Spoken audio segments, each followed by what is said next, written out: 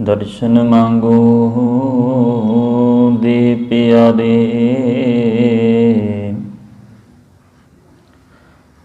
तुम्हारी सेवा कौन कौन ना तारे।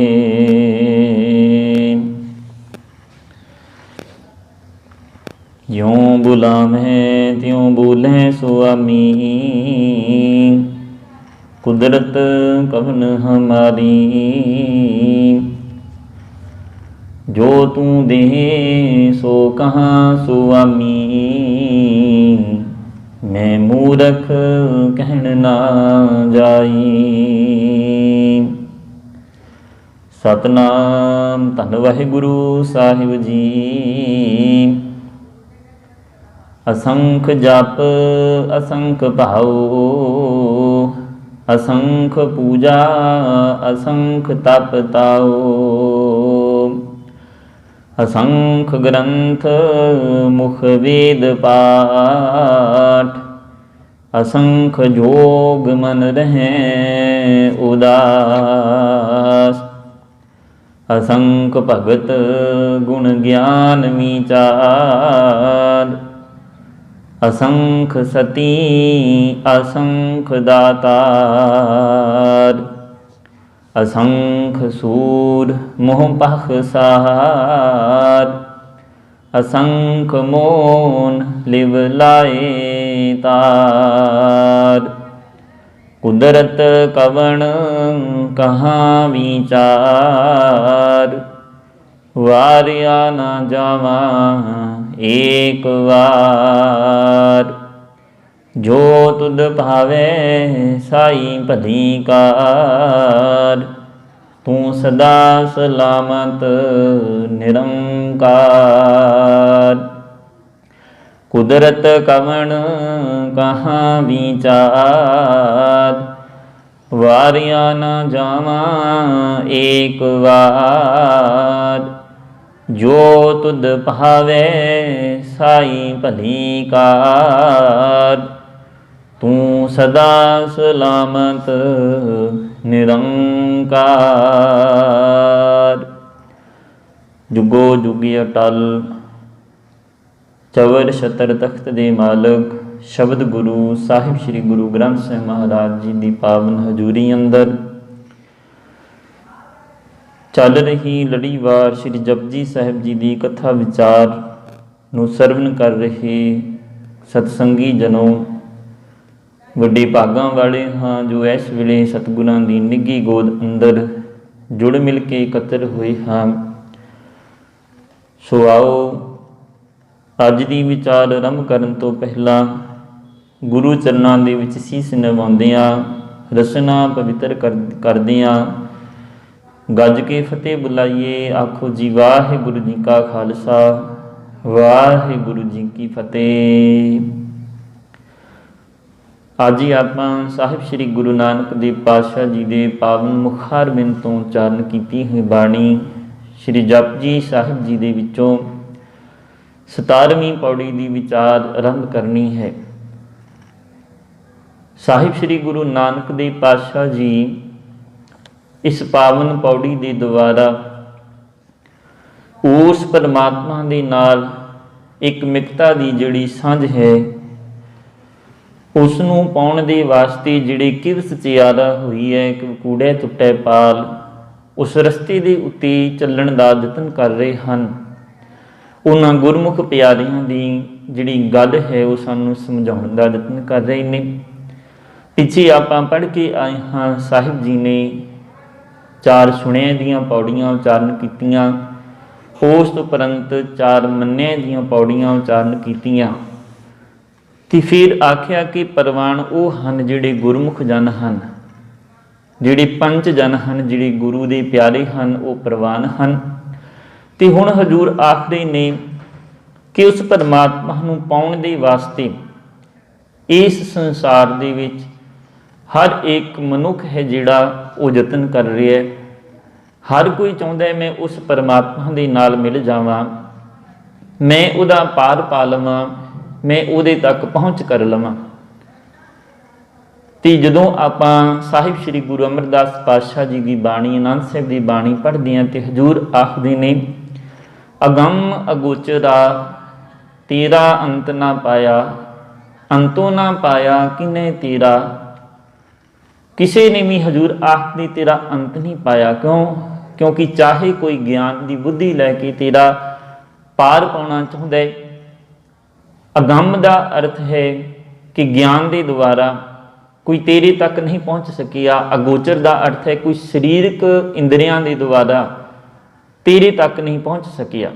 ਚਾਹੇ ਕਿੰਨੇ ਵੀ ਯਤਨ ਕੀਤੇ ਗਏ, ਕਿੰਨੇ ਵੀ ਉਸ ਪਰਮਾਤਮਾ ਨੂੰ ਮਿਲਣ ਦੇ ਵਾਸਤੇ, ਉਹਦਾ ਅੰਤ ਪਾਉਣ ਦੇ ਵਾਸਤੇ ਜਿਹੜੇ ਯਤਨ ਕੀਤੇ ਗਏ ਨੇ, ਉਸ ਪਰਮਾਤਮਾ ਦਾ ਕਿਸੇ ਨੇ ਵੀ ਅੱਜ ਤੱਕ ਅੰਤ ਨਹੀਂ ਪਾਇਆ, ਕਿਉਂਕਿ ਉਹ ਆਪ ਬੇਅੰਤ ਹੈ। ਤੇ ਹਜ਼ੂਰ ਸਮਝਾਉਣ ਦਾ ਯਤਨ ਕਰਦੇ ਨੇ ਕਿ ਮੇਰੀ ਮੱਤ ਤੇ ਇੱਦਾਂ ਹੈ।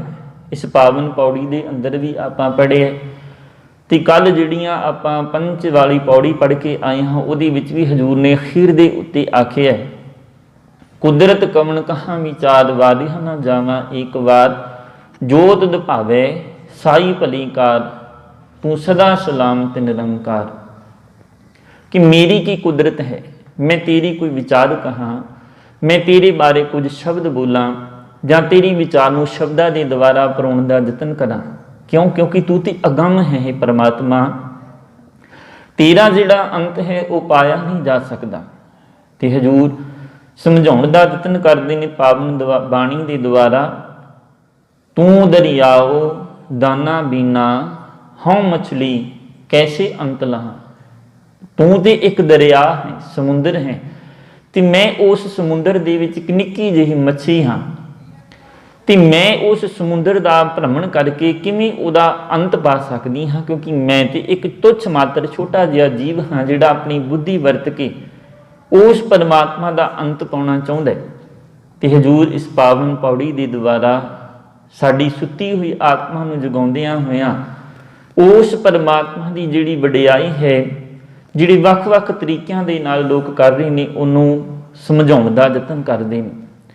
ਹਜ਼ੂਰ ਆਖਦੇ ਕਿ ਇੰਜ ਸਮਝ ਲਵੋ ਵੀ ਕਿਸੇ ਜਗ੍ਹਾ ਦੇ ਉੱਤੇ ਕੋਈ ਮੇਲਾ ਲੱਗਿਆ ਤੇ ਉਸ ਜਗ੍ਹਾ ਨੂੰ ਵੇਖਣ ਦੇ ਵਾਸਤੇ, ਉਸ ਮੇਲੇ ਨੂੰ ਵੇਖਣ ਦੇ ਵਾਸਤੇ ਵੱਖ-ਵੱਖ ਤਰੀਕਿਆਂ ਦੇ ਨਾਲ ਲੋਕ ਉੱਥੇ ਪਹੁੰਚ ਰਹੇ ਨੇ।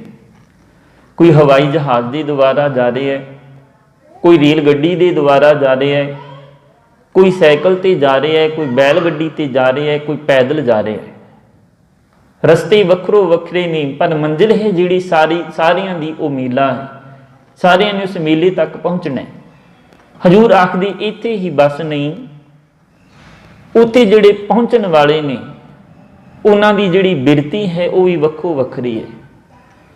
ਹੁਣ ਕੋਈ ਬੰਦਾ ਉੱਥੇ ਜਾ ਕੇ ਇਹ ਸੋਚ ਰਿਹਾ ਹੈ ਵੀ ਮੈਂ ਉੱਥੇ ਕੋਈ ਸਮਾਨ ਖਰੀਦ ਕੇ ਲਿਆਉਣਾ, ਮੈਂ ਉੱਥੇ ਖਰੀਦਦਾਰੀ ਕਰਕੇ ਲਿਆਉਣੀ, ਉੱਥੇ ਮੇਲਾ ਲੱਗਿਆ ਹੈ, ਉੱਥੇ ਤਰ੍ਹਾਂ ਤਰ੍ਹਾਂ ਦੇ ਜਿਹੜੇ ਪਦਾਰਥ ਹਨ, ਤਰ੍ਹਾਂ ਤਰ੍ਹਾਂ ਦੀਆਂ ਚੀਜ਼ਾਂ ਹਨ, ਉੱਥੇ ਵੱਖੋ ਵੱਖਰੀਆਂ ਚੀਜ਼ਾਂ ਮਿਲਣੀਆਂ ਨੇ, ਤੇ ਮੈਂ ਇੱਕ ਵਪਾਰੀ ਬੁੱਧੀ ਦੇ ਦੁਆਰਾ ਉੱਥੇ ਜਾਣਾ ਹੈ।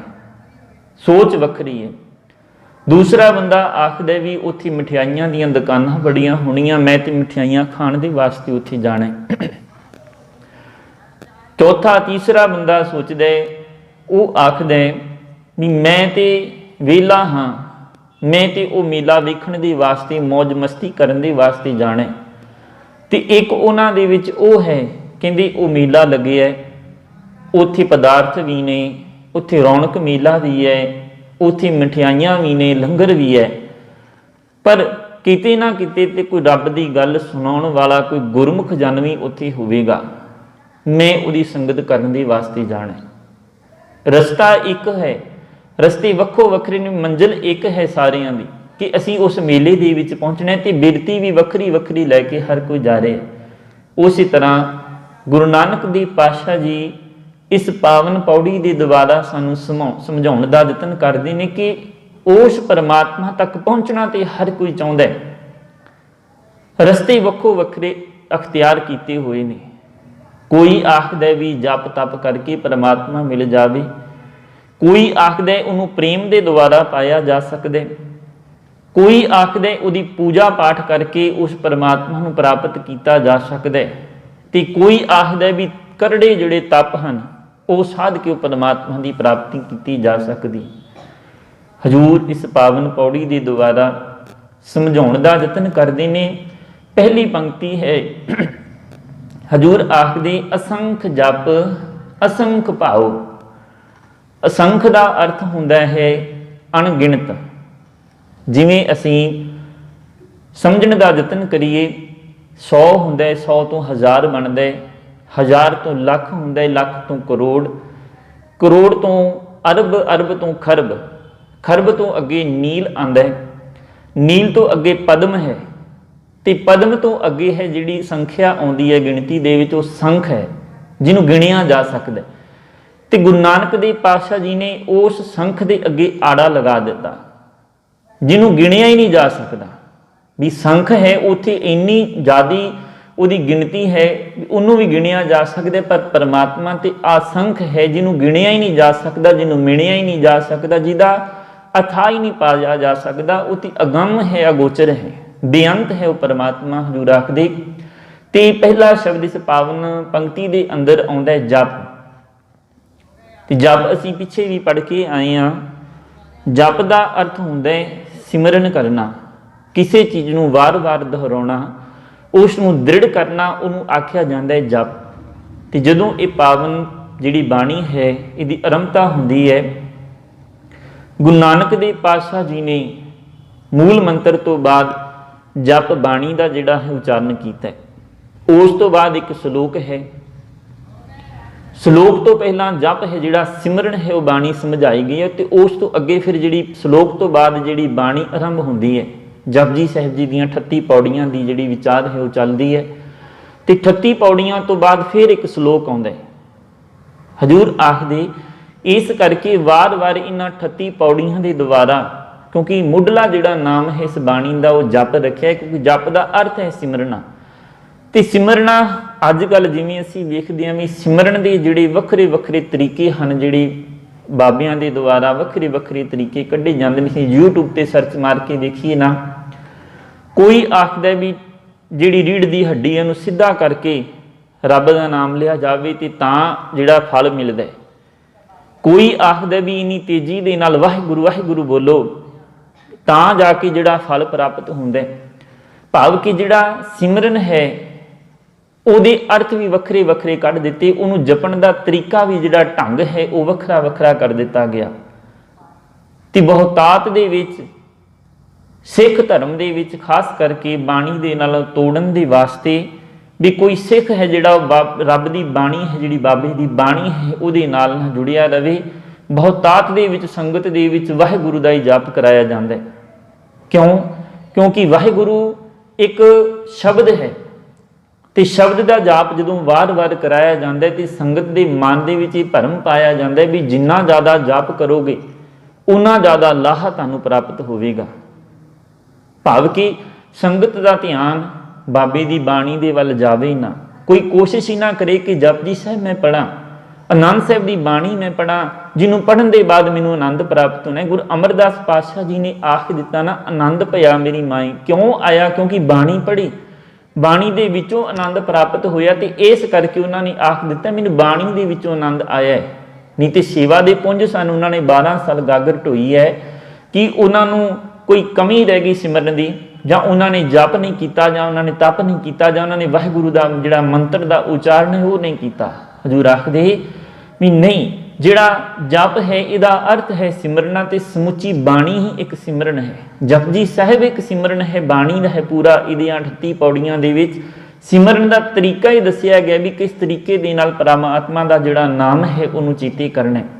ਤੇ ਹਜੂਰ ਆਖਦੇ ਅਸੰਖ ਜਪ, ਅਨੇਕਾਂ ਹੀ ਅਣਗਿਣਤ ਜਿਨ੍ਹਾਂ ਨੂੰ ਗਿਣਿਆ ਨਹੀਂ ਜਾ ਸਕਦਾ ਉਸ ਪਰਮਾਤਮਾ ਦਾ ਜਿਹੜਾ ਨਾਮ ਹੈ ਉਹਨੂੰ ਜਪਣ ਵਾਲੇ ਨੇ। ਅਸੰਖ ਭਾਉ, ਅਣਗਿਣਤ ਇੱਥੇ ਵੀ ਅਰਥ ਹਨ ਅਣਗਿਣਤ ਅਸੰਖ ਦੇ।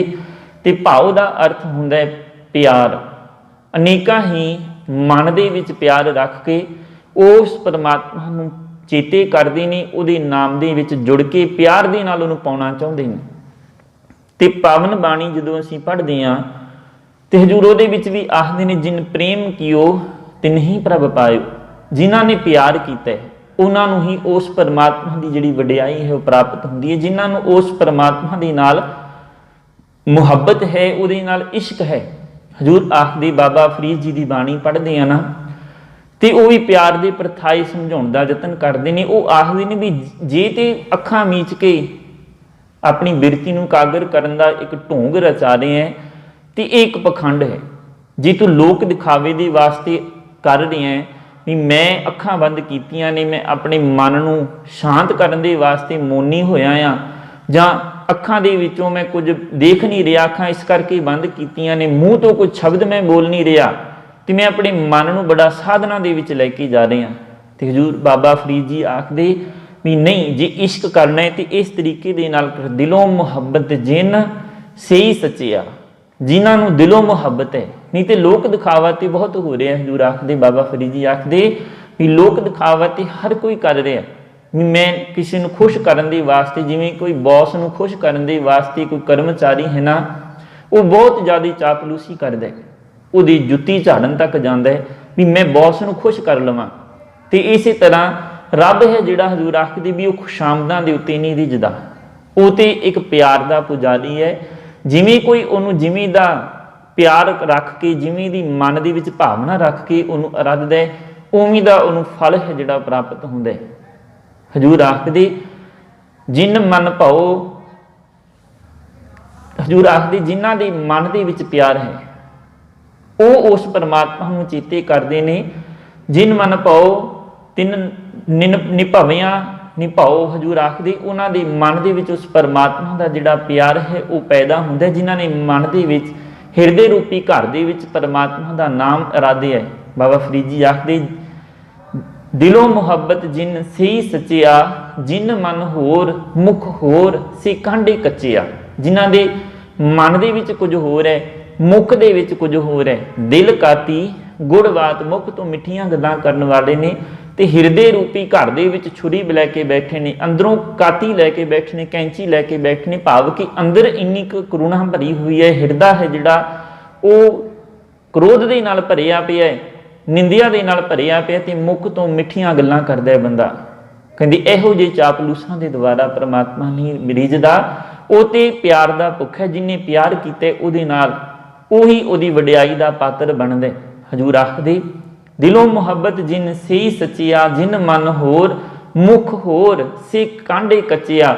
ਰੱਤੇ ਇਸ਼ਕ ਖੁਦਾਏ ਰੰਗ ਦੀਦਾਰ ਕੀ, ਜਿਨ੍ਹਾਂ ਨੂੰ ਜਿਹੜੇ ਉਸ ਪਰਮਾਤਮਾ ਦੇ ਰੰਗ ਦੇ ਵਿੱਚ ਰੱਤੇ ਗਏ, ਲਿਬੜ ਗਏ, ਜਿਹੜੇ ਓਤ-ਪੋਤ ਹੋ ਗਏ ਉਸ ਪਰਮਾਤਮਾ ਦੇ ਰੰਗ ਦੇ ਵਿੱਚ, ਉਹਨਾਂ ਨੂੰ ਹੀ ਉਸ ਪਰਮਾਤਮਾ ਦਾ ਜਿਹੜਾ ਨਾਮ ਹੈ ਉਹ ਪ੍ਰਾਪਤ ਹੁੰਦਾ। ਉਹਨਾਂ ਦੇ ਹਿੱਸੇ ਫਿਰ ਉਹ ਬੰਦਗੀ ਆਉਂਦੀ ਹੈ। ਤੇ ਹਜ਼ੂਰ ਇਸ ਪਾਵਨ ਪੌੜੀ ਦੇ ਦੁਆਰਾ ਸਮਝਾ ਰਹੇ ਨੇ ਕਿ ਉਹਨੂੰ ਪਾਉਣਾ ਤੇ ਹਰ ਕੋਈ ਚਾਹੁੰਦਾ ਹੈ, ਸਚਿਆਰ ਤੇ ਹਰ ਕੋਈ ਹੋਣਾ ਚਾਹੁੰਦਾ ਹੈ। ਕਿਵੇਂ ਸਚਿਆਰਾ ਹੋਈ ਹੈ? ਹਰ ਕੋਈ ਚਾਹੁੰਦਾ ਮੈਂ ਸਚਿਆਰ ਹੋਵਾਂ।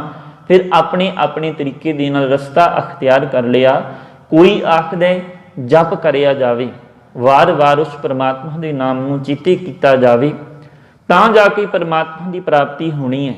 ਕੋਈ ਆਖਦਾ ਉਹਨੂੰ ਪਿਆਰ ਦੇ ਨਾਲ ਪ੍ਰਾਪਤ ਕੀਤਾ ਜਾਵੇ, ਉਹ ਰਸਤਾ ਅਖਤਿਆਰ ਕੀਤਾ ਜਾਵੇ, ਤਾਂ ਜਾ ਕੇ ਪਰਮਾਤਮਾ ਦੀ ਪ੍ਰਾਪਤੀ ਹੋਣੀ ਹੈ। ਤੇ ਹਜ਼ੂਰ ਆਖਦੇ ਅਸੰਖ ਪੂਜਾ, ਅਨੇਕਾਂ ਆਖਦੇ ਨੇ ਵੀ ਉਹਦੀ ਪੂਜਾ ਕੀਤੀ ਜਾਵੇ, ਉਹਦੇ ਅੱਗੇ ਧੂਫ ਦਿਖਾਈ ਜਾਵੇ, ਉਹਦੇ ਅੱਗੇ ਵੱਖੋ ਵੱਖਰੀਆਂ ਜਿਹੜੇ ਛੈਣੇ ਹਨ ਵਜਾਏ ਜਾਵਣ, ਢੋਲ ਢਮੱਕਾ ਕੀਤਾ ਜਾਵੇ, ਉਹਦੀ ਆਰਾਧਨਾ ਕੀਤੀ ਜਾਵੇ, ਉਹਦੀ ਆਰਤੀ ਕੀਤੀ ਜਾਵੇ। ਇਸ ਤਰੀਕੇ ਦੇ ਨਾਲ ਵੀ ਉਹ ਪੂਜਾ ਹੋ ਗਈ। ਉਹਦੀ ਪੂਜਾ ਦੇ ਬਾਅਦ ਪਰਮਾਤਮਾ ਨੇ ਖੁਸ਼ ਹੋ ਜਾਣਾ। ਹਜ਼ੂਰ ਆਖਦੇ ਅਸੰਖ ਤਪ ਤਾਓ, ਅਨੇਕਾਂ ਆਖਦੇ ਨੇ ਵੀ ਸਰੀਰ ਨੂੰ ਤਾਪਿਆ ਜਾਵੇ।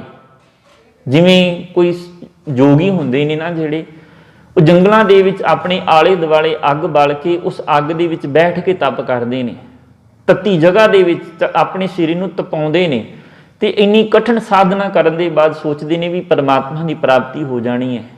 ਜਿਹੜੇ ਜੋਗੀ ਲੋਕ ਹਨ, ਸਿੱਧ ਲੋਕ ਹਨ, ਇਹ ਦਰਖਤਾਂ ਦੇ ਨਾਲ ਪੁੱਠੇ ਲਟਕ ਲਟਕ ਕੇ ਕਈ ਕਈ ਦਿਨ ਭੁੱਖੇ ਰਹਿ ਰਹਿ ਕੇ, ਆਪਣੇ ਕੇਸ ਜਿਹੜੇ ਹਨ ਉਹ ਟਾਹਣੀਆਂ ਦੇ ਨਾਲ ਬੰਨ ਕੇ, ਕਿੱਲੀਆਂ ਦੇ ਨਾਲ ਬੰਨ ਕੇ, ਉਹ ਜਿਹੜੀ ਕਠਿਨ ਸਾਧਨਾ ਹੈ, ਜਿਹੜੀ ਕਠਿਨ ਤਪ ਹੈ, ਉਹਨੂੰ ਕਰਦੇ ਨੇ ਤਾਂ ਜੋ ਪ੍ਰਮਾਤਮਾ ਦੀ ਪ੍ਰਾਪਤੀ ਹੋ ਜਾਵੇ। ਪਰ ਹਜ਼ੂਰ ਆਖਦੇ ਨੇ ਮੈਂ ਸਰੀਰ ਨੂੰ ਦੁੱਖ ਦੇ ਕੇ ਮਨ ਹੱਠ ਕਿਨੇ ਨਾ ਪਾਇਓ।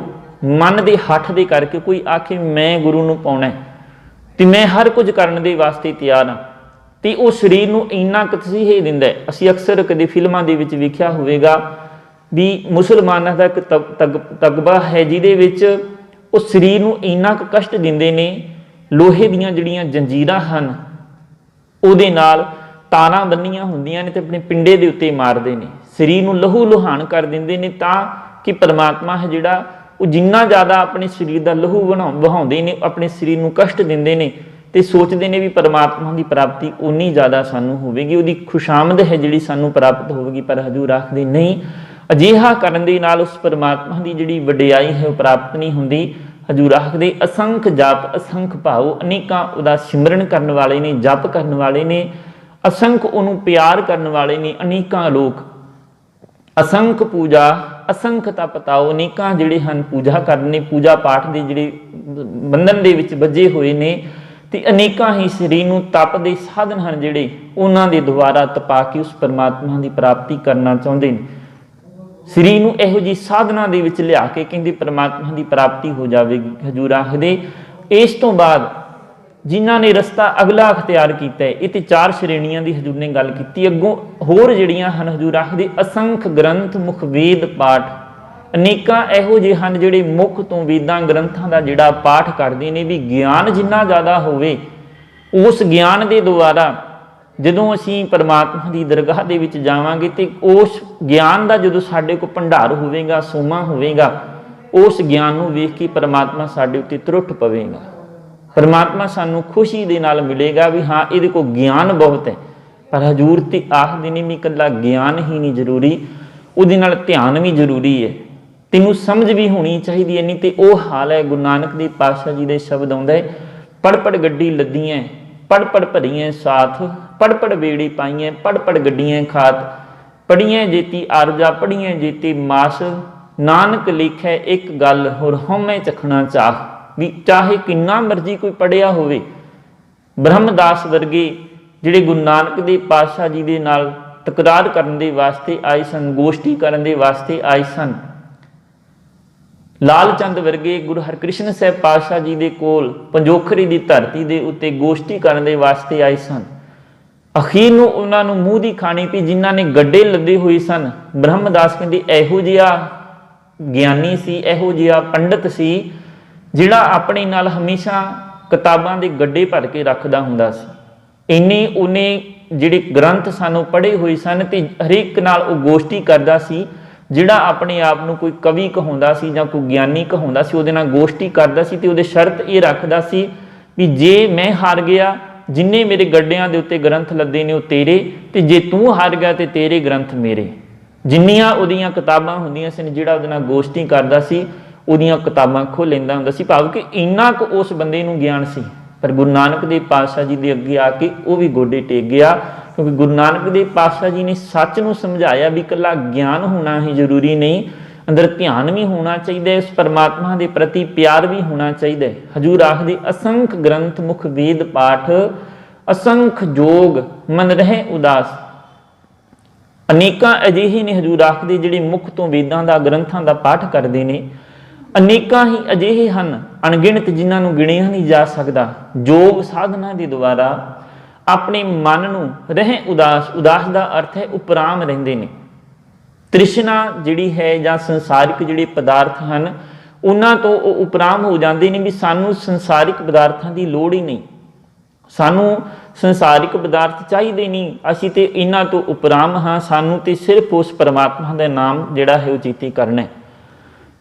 ਪਰ ਜਦੋਂ ਵਿਚਾਰ ਨੂੰ ਗਹਿਰਾਈ ਦੇ ਨਾਲ ਸਮਝਣ ਦਾ ਯਤਨ ਕਰੀਏ, ਜਿਹੜੇ ਆਪਣੇ ਗ੍ਰਸਥ ਨੂੰ ਤਿਆਗ ਕੇ ਜੰਗਲਾਂ ਦੇ ਵਿੱਚ ਗਏ, ਜਿਨ੍ਹਾਂ ਨੂੰ ਗ੍ਰਸਥ ਜਿਹੜਾ ਜੀਵਨ ਸੀ ਉਹ ਭਾਰੀ ਲੱਗਿਆ, ਉਹਨਾਂ ਨੂੰ ਰੋਟੀ ਦੇ ਵਾਸਤੇ ਫਿਰ ਕਿਸੇ ਗ੍ਰਸਥੀ ਦੇ ਘਰ ਦੇ ਜਾ ਕੇ ਬੂਹਾ ਖੜਕਾਉਣਾ ਪਿਆ।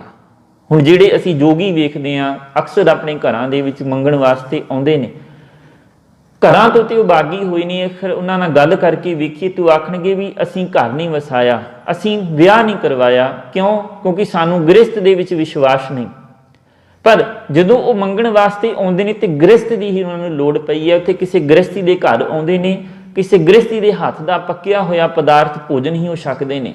ਕਿਤੇ ਨਾ ਕਿਤੇ ਜਾ ਕੇ ਹਜ਼ੂਰ ਇਹ ਵੀ ਆਖਦੇ ਨੇ ਵੀ ਘਰੋਂ ਛੱਡ ਕੇ ਗਿਆ कि मैं बच्चियां नूं नहीं पाल सकदा, मैं गृहस्थ की जिहड़ी जिम्मेवारी है वो नहीं चुक सकदा, तो जंगलों के विच चला गया, तो जंगलों के विच जाके डेरा बना लिया, 8-10 चेले रख लए, तो उत्थे भी हजूर आखदे ने भी चेले भी तो एक तेरा परिवार ही होया, वो चेलियां की भी तो तू सेवा करा रहे हैं, उन्होंने दे कोलों तू उन्होंने दे वास्ते, वो तेरे वास्ते सेवा कर रहे ने, तेरे वास्ते रोटी टुक बन रही है, सारा कुछ गृहस्थ ही हो गया कहते एक तरह का। इस करके हजूर आखदे भी अजिहे लोग भी संसार दे विच हन जिहड़े सोचते ने भी माया के प्रभाव तो उपराम रह के, संसारिक पदार्थों तो उपराम हो के जंगलों के विच तप करके योग साधना के द्वारा परमात्मा की प्राप्ति हो सकती है। हजूर आखदे नहीं, उस परमात्मा की जिहड़ी प्राप्ति है इस तरीके दे नाल भी नहीं होनी, पर हजूर आखदे भी एवें दे भी ने जिन्हां ने यह रस्ता अख्तियार किया है।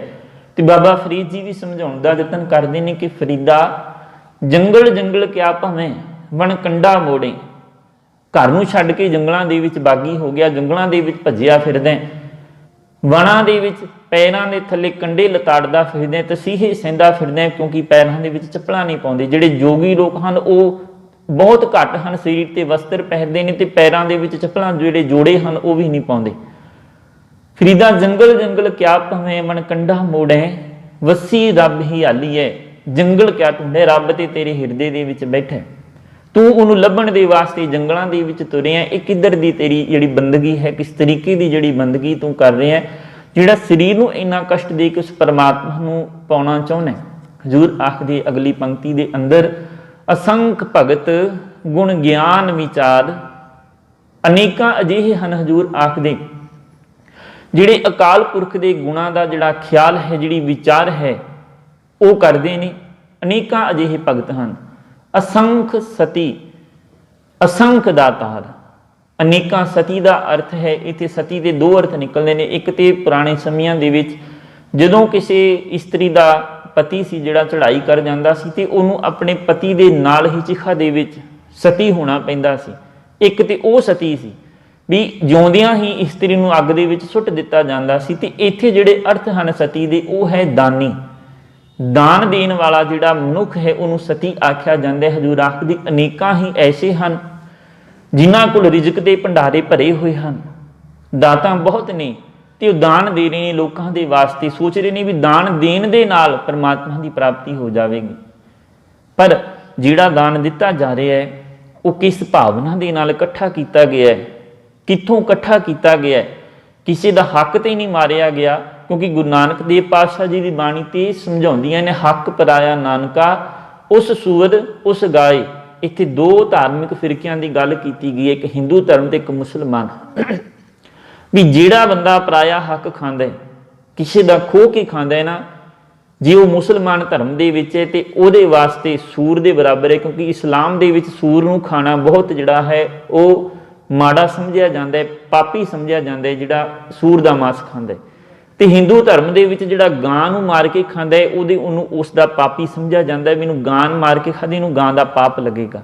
उस सूअर उस गाय पहला उस मुसलमानों के वास्ते आया तो दूसरा उस हिंदुओं के वास्ते आया, जो ने समझाउण दा यतन कीता है भी जिहड़े इस विचारधारा दे नाल संबंधित ने, जिहड़े सोचते हैं भी इहो जिहा दान किया जाए, पर वो दान किस भावना के नाल किया जा रहा है, कित्थों आया है, किस तरीके दे नाल उसनूं कमाया है, तो किवें दा हुण मारी ते ठगी किसी दे नाल 10,000 दी 1000 रुपया दान कर दिता, गुरुद्वारा साहिब आके भेटा कर दिता, तो गुरु के सामने खड़ के अरदास कर दी भी, तो भुल्लां बख्शा लियां भी मैं 10,000 कमाया सी, 1,000 की उहदे च तुहानूं रिश्वत दे दी है, मेरे जिहड़े गुनाह हैं वो माफ़ कर दिते जावन।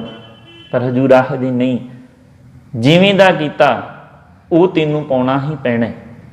बहु परपंच कर परतन लियावे, सुत दारा पे आन लुटावे, मन मेरे भूले कपट ना कीजै, अंत निबेरा तेरे जी पहली जै। जिन्ना मर्जी पाप कमा ला अपने परिवार नूं पालण दे वास्ते, जिन्हें मर्जियां तू ठगियां ठोरियां मार ला, पर अंत वाला जिहड़ा नबेड़ा है ना वो तेरे कोलों ही उहदा हिसाब मंगिया जाना है, तेरे परिवार दे कोलों नहीं भी मैं इन्हां दे वास्ते कमा के लिआया, कमाया तू ठगियां तू मारियां, तो लेखा भी तैनूं देना पैना। हजूर आखदे अगली पंक्ति दे अंदर, असंख सूर मोह भख सार, असंख मोन लिव लाए तार। हजूर आखदे सूर का अर्थ है सूर में जोधे, मुँह ਮੂੰਹ ਦੇ ਉੱਤੇ ਭਖਸਾਰ ਭਖਣ ਵਾਲੇ ਲੋਹੇ ਦੇ ਜਿਹੜੇ ਹਥਿਆਰ ਹਨ ਉਹਨਾਂ ਨੂੰ ਖਾਣ ਵਾਸਤੇ ਜਿਹੜੇ ਸੂਰਮੇ ਹਨ ਹਰ ਵੇਲੇ ਤਿਆਰ ਰਹਿੰਦੇ ਨੇ।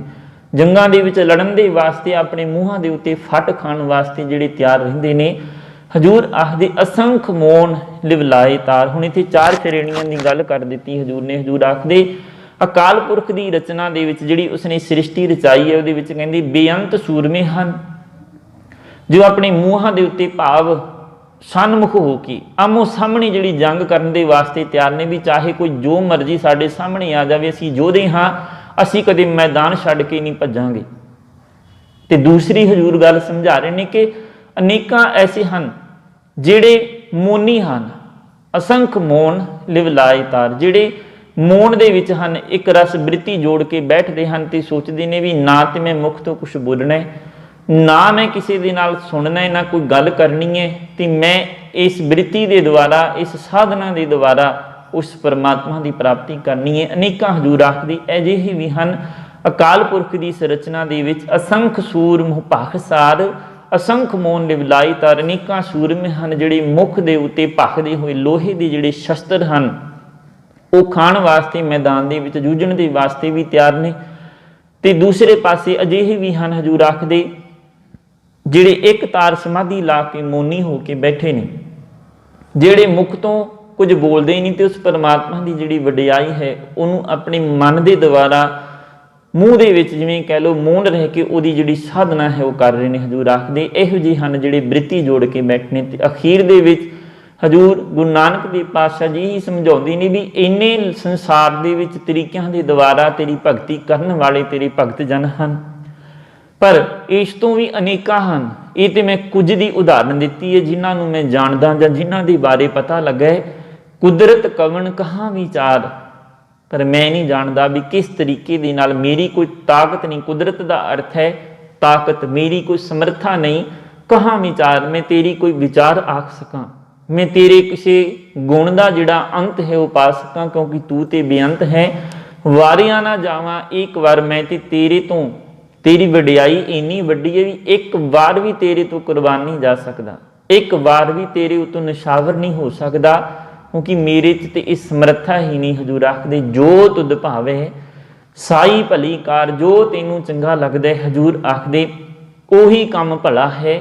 ਤੂੰ ਸਦਾ ਸਲਾਮ, ਤੂੰ ਹਮੇਸ਼ਾ ਹੀ ਸਥਿਰ ਰਹਿਣ ਵਾਲਾ। ਸਦਾ ਦਾ ਅਰਥ ਹੈ ਹਮੇਸ਼ਾ, ਸਲਾਮਤ ਦਾ ਅਰਥ ਹੈ ਸਥਿਰ ਰਹਿਣ ਵਾਲਾ।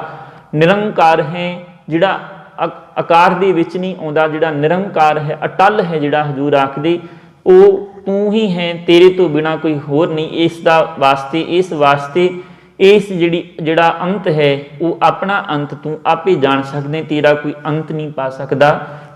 ਤੇ ਹਜੂਰ ਇਸ ਪਾਵਨ ਪੌੜੀ ਦੇ ਦੁਆਰਾ ਵੱਖ-ਵੱਖ ਤਰੀਕਿਆਂ ਦੇ ਨਾਲ ਉਸ ਪਰਮਾਤਮਾ ਦੀ ਜਿਹੜੀ ਵਡਿਆਈ ਕਰ ਰਹੇ ਨੇ, ਉਸ ਪਰਮਾਤਮਾ ਦੇ ਨਾਲ ਇੱਕ ਮਿਕਤਾ ਦੀ ਜਿਹੜੀ ਸਾਂਝ ਪਾਉਣਾ ਚਾਹੁੰਦੇ ਨੇ, ਉਹਦੇ ਸਨਮੁਖ ਹੋਣਾ ਚਾਹੁੰਦੇ ਨੇ। ਹਜੂਰ ਨੇ ਆਰੰਭਤਾ ਦੇ ਵਿੱਚ ਸਵਾਲ ਕੀਤਾ ਸੀ ਕਿਵ ਸਚਿਆਰਾ ਹੋਈ ਹੈ, ਜਿਹੜੀ ਸਚਿਆਰ ਹੋਣ ਦੇ ਵਾਸਤੇ ਆਪਣੇ ਸਰੀਰ ਨੂੰ ਸਾਧ ਰਹੇ ਨੇ, ਤਪ ਕਰ ਰਹੇ ਨੇ, ਜਾਪ ਕਰ ਰਹੇ ਨੇ, ਵੇਦਾਂ ਗ੍ਰੰਥਾਂ ਦਾ ਗਿਆਨ ਹਾਸਲ ਕਰ ਰਹੇ ਨੇ।